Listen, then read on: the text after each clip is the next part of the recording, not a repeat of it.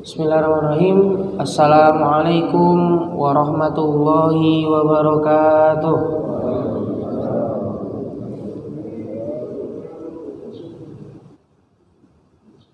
Alhamdulillah. Alhamdulillahirabbil alamin. Wa bihi nasta'inu ala umuri dunya waddin. Wassalatu wassalamu ala asyrafil anbiya'i wal mursalin wa ala alihi wa sahbihi rasulillahi ajma'in, amma ba'du.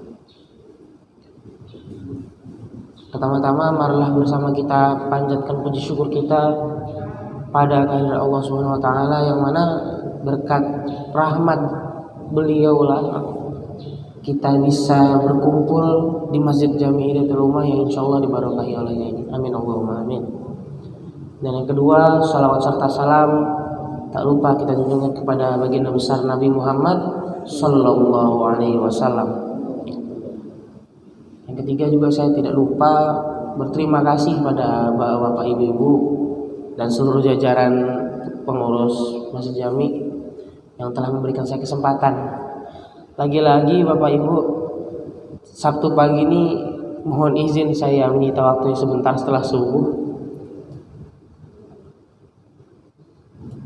Pada pagi hari ini saya akan membahas satu firman Allah dalam surah Al-Baqarah.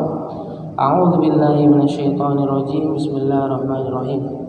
Wasta'inu bis-sabri was-shalah. Innallaha ma'as sabirin. Shadaqallahul adzim. Sebenarnya surah Al-Baqarah ayat 45 ini udah banyak banget dibahas sama ustaz-ustaz dimanapun itu, saya yakin. Cuman ayat Al-Quran kan nggak ada basinya, dan penafsiran tiap-tiap orang tuh berbeda, jadi ya nggak ada salahnya.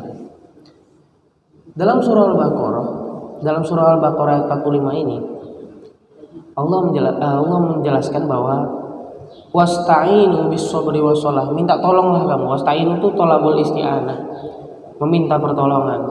Mintalah kamu pertolongan kepada siapa? Tentu pada Allah. Dengan apa? Gimana cara kita minta tolong sama Allah? Ada dua. Yang pertama sabar, dan yang kedua sholat. Dalam tafsir Ibnu Katsir, sabar dalam ayat ini tuh adalah puasa. Puasa itu artinya menahan. Artinya menahan dari segala maksiat. Itu langkah pertama kita meminta tolong sama Allah. Jadi kalau memang tukang maksiat ya jangan minta tolong lah.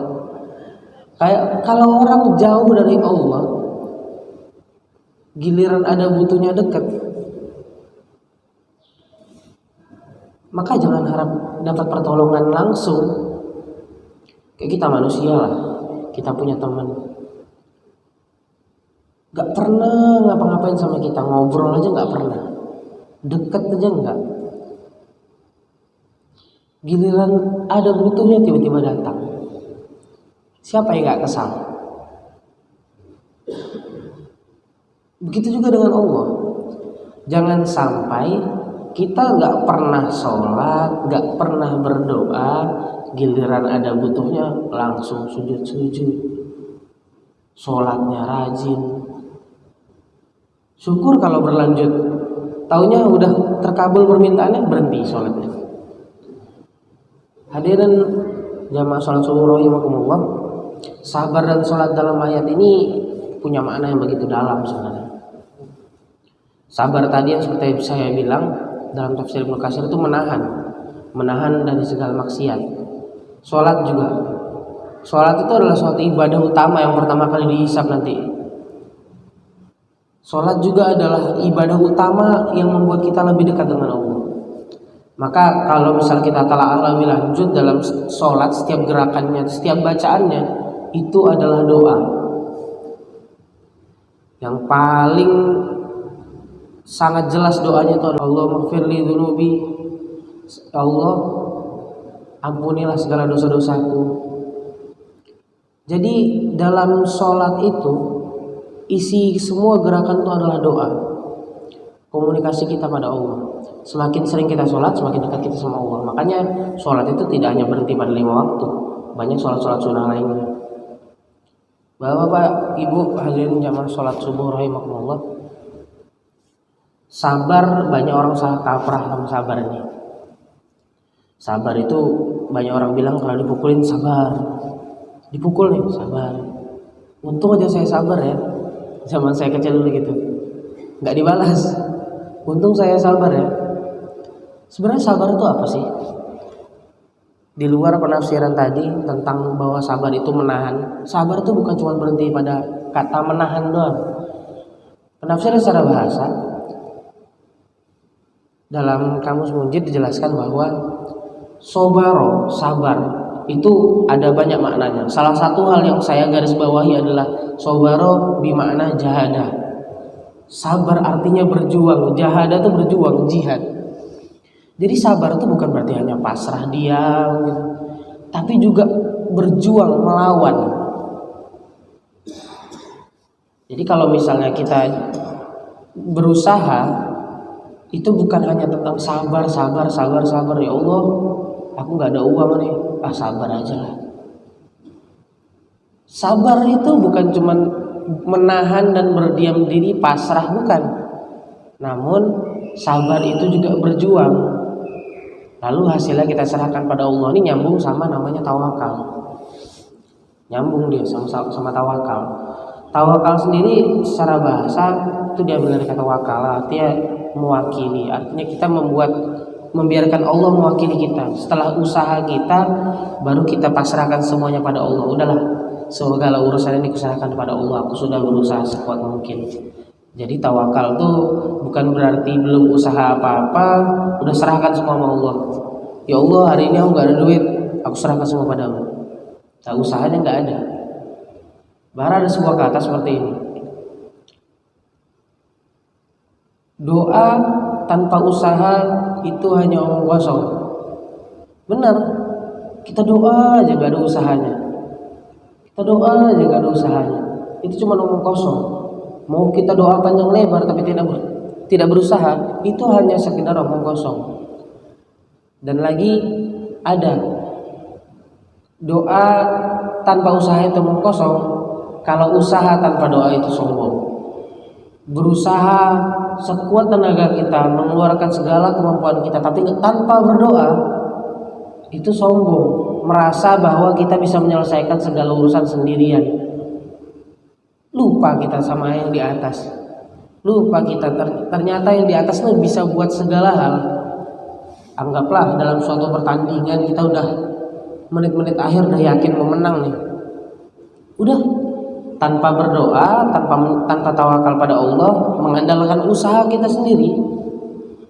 Kalau tiba-tiba Allah marah gara-gara orang ini sombong banget, usaha tanpa berdoa sama saya, sombong banget, bahkan di menit-menit akhir pun bisa dibalikkan keadaan dalam segala urusan apapun.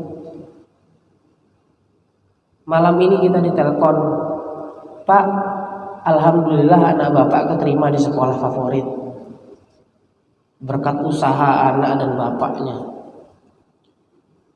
Tanpa berdoa, mengandalkan usaha sendiri, kalau Allah gak ridho, bisa jadi di menit-menit akhir walaupun besok ditinggal datang, bisa jadi ada satu dan lain hal yang membalikkan keadaan, yang membuat semua usaha kita tuh sia-sia. Maka doa ini penting. Sabar ini juga penting.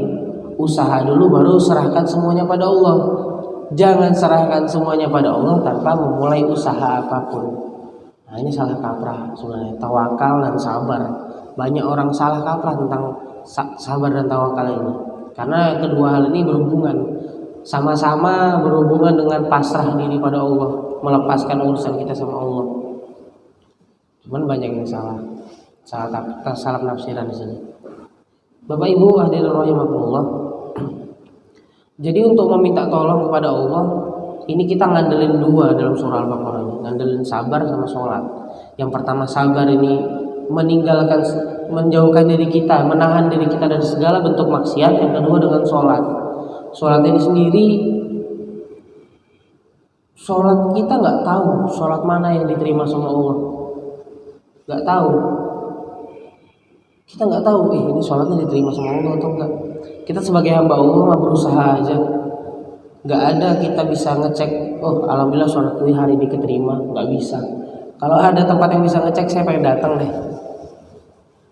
Setahu saya nggak ada yang bisa mengecek sholat kita ini sah atau tidak. Itu urusan kita langsung sama Allah udah. Kita sebagai manusia hanya berusaha untuk membuat sholat kita sah, berusaha untuk mengkhusyukkan sholat kita. Khusyuk dalam sholat itu sulit Bapak Ibu. Khusyuk dalam sholat. Jadi kalaulah seorang manusia sholatnya nggak benar, maka jangan harap dapat pertolongan Allah yang benar. Kalau kayak kita, jangan kita lah, saya lah yang sekarang masih tinggal sama orang tua. Zaman saya SD dulu, saya sering minta duit sama orang tua. Kalau minta duit itu ngomongnya rayu-rayu lah, baik-baik kali. Mak boleh minta uang? Nggak biasanya gitu, biasanya nggak sesopan ini. Maka kalau minta sesuatu tuh dengan lembut, dengan cara yang benar, apakah bakal dikasih? Kalau tiba-tiba datang banteng pintu, mak minta uang. Kalau dikasih pun iya tak iya, ikhlas tak ikhlas. Maka sama, cara kita meminta pertolongan dengan Allah itu adalah dengan sholat. Tapi kalau sholatnya nggak benar, ya udah, ya sudahlah. Kalau ditolong pun ya tak iya dikasih pertolongannya. Maka dari itu kita sebagai umat muslim, karena di dalam ayat ini ya ayyuhalladzina amanu, wahai orang-orang beriman, ini pesan ini ditunjukkan kepada seluruh orang beriman. Jadi kalau orang yang merasa beriman, kita semua insya Allah beriman di sini. Bagi orang-orang yang merasa beriman, silakan meminta pertolongan Allah dengan sabar dan sholat. Ini adalah sarana meminta pertolongan kita pada Allah. Kalau memang butuh pertolongan, saya rasa semua juga butuh pertolongan dalam segala sisi kehidupan. Baik, hadirin rahimakumullah, mungkin hanya itu yang dapat saya sampaikan. Lebih dan kurangnya saya mohon maaf. Jika ada lebih itu datang dari Allah SWT, dan jika ada kurang itu semuanya murni dari kesalahan saya sendiri. Wabillahi taufiq wal hidayah, waridho wal inayah. Wassalamualaikum warahmatullahi wabarakatuh.